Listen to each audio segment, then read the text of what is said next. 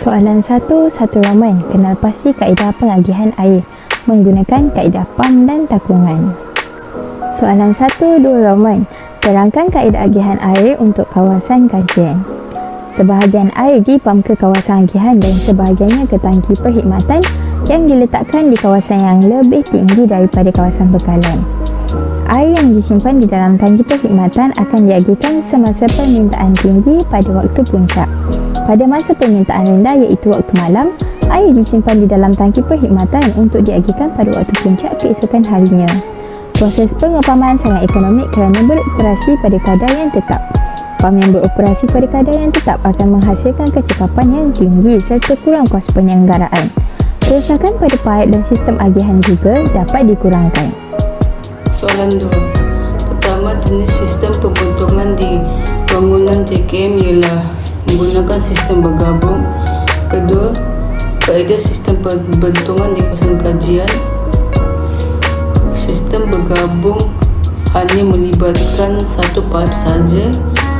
Dalam sistem ini, sistem kumbahan seperti najis, air basuhan dari sinki, tandas dan sebagainya disalurkan terus ke dalam tangki pembentung. Kos pemasangan dan penyelenggaraan akan lebih rendah berbanding dengan sistem yang berasingan. Selain itu, kerja-kerja pemasangan paip lebih mudah kerana paip bangunan disambungkan kepada satu paip salinan sahaja. Seterusnya, jenis paip pembentungan yang digunakan di bangunan JKM ialah paip tanah liat berkaca ataupun dikenali sebagai Weatherford Clay Pipe (WCP) yang bersaiz 6 hingga 8 inci. Lagi sekali, ia menggunakan paip bergabung menggunakan paip atau terowong berdiameter besar kerana jumlah air sisa yang dibawa besar, terutamanya pada musim hujan. Hello, nama saya Brandon Cham Tatfen dan tab matriks saya ialah 07 di KE21F 1051. Seterusnya kita pergi ke slide yang seterusnya, iaitu laporan kajian kes yang bertempat di Jabatan Kejuruteraan Mekanikal Politeknik Kota Kinabalu. So, jenis sistem rawatan yang pertama sekali, jenis sistem rawatan kumbahan yang terdapat di Politeknik Kota Kinabalu, khususnya bangunan kejuruteraan mekanikal, ialah sistem pembentungan yang tidak bersambung, iaitu tangki septik. Tangki septik ini dia merupakan sistem rawatan pembentungan berskala kecil. Ianya merupakan tangki rawatan bahan kumbahan. So, slide yang berikutnya, kita pergi ke slide yang berikutnya, yaitu huraian sistem rawatan kumbahan. So, tangki septik ini juga dikenali sebagai sistem septik, sistem rawatan pembentungan skala kecil, merupakan tangki rawatan bahan kumbahan yang biasa digunakan di kawasan kediaman rumah perseorangan. Secara amnya, terma bagi septik merujuk kepada persekitaran bakteria anaerobik yang terbentuk di dalam tangki yang mana menguraikan bahan buangan yang masuk ke dalam tangki tersebut. Bahan binaan tangki septik biasanya batu bata, konkrit, bahan jentian yaitu fiberglass atau plastik. Bentuk bagi tangki septik biasanya segi empat yang dibina dari konkrit atau berbentuk silinder, yaitu bahan daripada plastik atau fiber. So, seterusnya, bahan buangan juga akan memasuki kebuk pertama tangki dan menyebabkan bahan pejal larut ke mendak dan sekam terapung. Bahan mendak pejal akan diuraikan secara anaerobik yang menyebabkan isi padu bahan pejal berkurangan. Bahan cecer pula akan mengalir melalui pembahagi dinding ke kebuk yang kedua dan bahan pejal mendak. So, cecer berlebihan dari ruangan kedua akan keluar dari outlet ke parit melalui influent pipe. Bahan buangan ini juga yang tidak diuraikan oleh sistem anaerobik akan menyebabkan tangki septik penuh.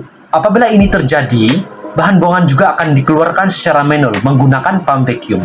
So, seterusnya saya akan serahkan slide yang seterusnya kepada ahli kumpulan saya, Johan. Oke, nama saya Johan Firdaus bin Muhammad Irfan. Seterusnya saya akan menerangkan tentang kaedah pelupusan yang digunakan. kawasan Politeknik Kota Kinabalu, khususnya di bangunan Jabatan Kejuruteraan Mekanikal, ialah menggunakan kaedah pelupusan pengomposan. Kaedah pelupusan ini adalah salah satu kaedah untuk membuang sisa kumbahan. Proses ini dijalankan dengan membiarkan sisa kumbahan merosot dalam keadaan terkawal dengan bantuan bakteria dan kulat.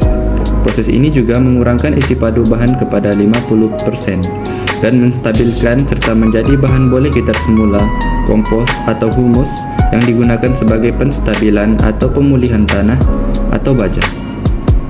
Dalam pengendalian kaedah pelupusan ini akan menggunakan sistem super septic pasang siap.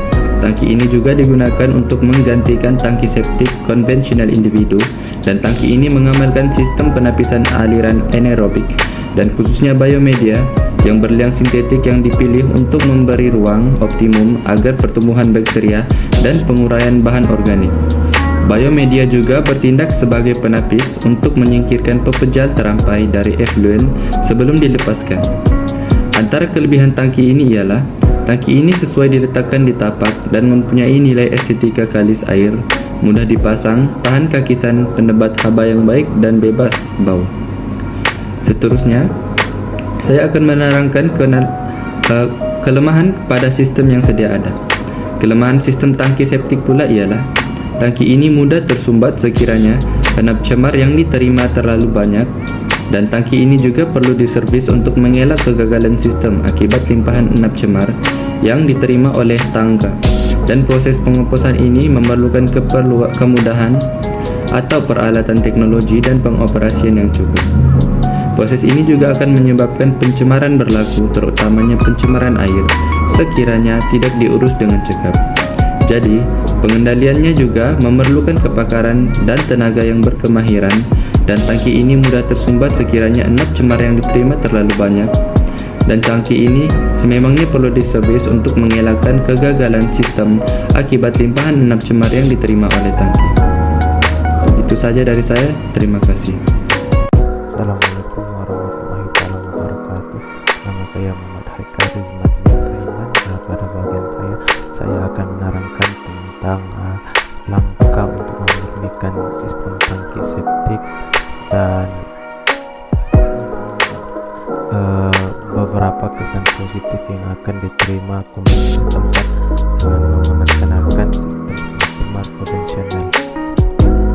Pada pertama sekali ialah berikut adalah beberapa langkah yang biasa diambil untuk memurnikan dan menyelenggara sistem tangki septik, yaitu yang pertama pengepaman berkala, di mana langkah pertama adalah mengepam keluar sisa pepejal atau enap cemar.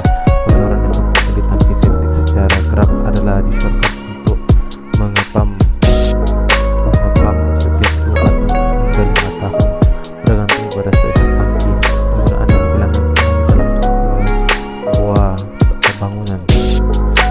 Kedua ialah penggunaan atau bahan tambahan seperti enzim atau bahan tambahan yang boleh ditambah ke tangki septik untuk memperbaiki kerusakan biasa atau menghilangkan bau. Walau bagaimanapun, ia adalah penting untuk memilih produk yang selamat untuk septik dan tidak berbahaya kepada persekitaran. Dan yang ketiga adalah pelupusan dan pengurusan sisa dengan betul, di mana ini adalah penting untuk mengelak membilas barang tidak degradasi seperti lampin, tuala wanita, puntung rokok dan sisa dapur ke dalam tangga 1 cm.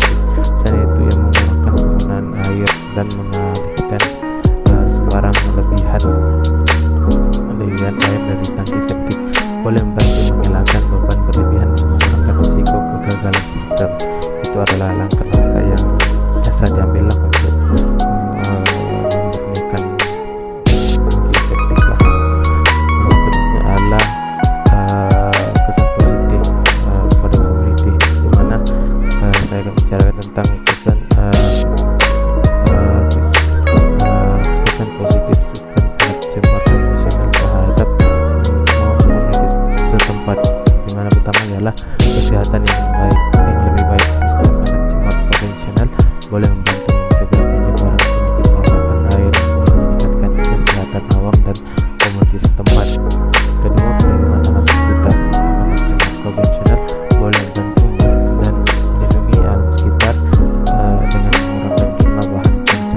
dan bahan organik dalam air sisa sebelumnya dibuang ke dalam badan air atau digunakan untuk pengairan. Dan yang ketiga, kualiti hidup yang lebih baik. Sistem pencemar konvensional boleh membantu meningkatkan kualiti hidup keseluruhan dalam komunitas tanpa dengan mengangkat bau, gangguan yang lain yang berkaitan dengan air sisa yang tidak dirawat. Secara keseluruhannya,